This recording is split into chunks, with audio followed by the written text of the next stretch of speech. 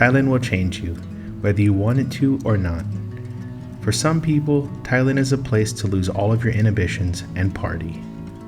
They usually hop around the country from island to island, drinking and doing whatever they desire until it's time for their return flight home. They take with them crazy stories and memories to make all of their friends jealous. For others, Thailand is a place of healing and reconnecting with themselves and nature.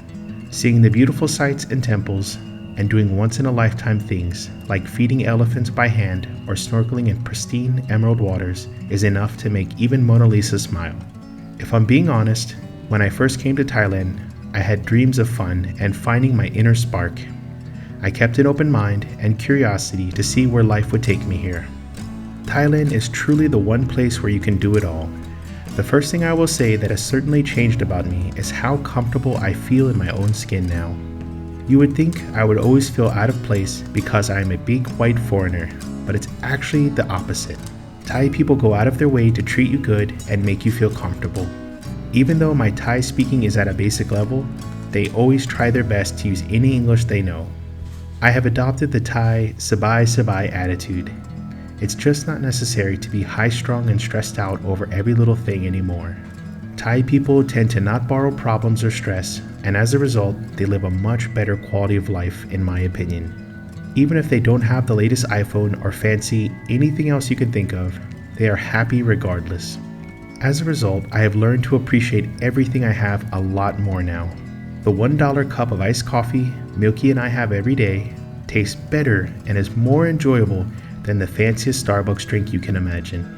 Even things we take for granted, such as having a roof over our heads, air conditioning, a bed to sleep in, make me feel so lucky.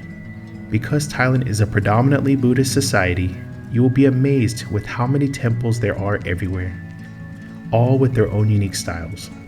Prayer is also a big part of daily life for Thais.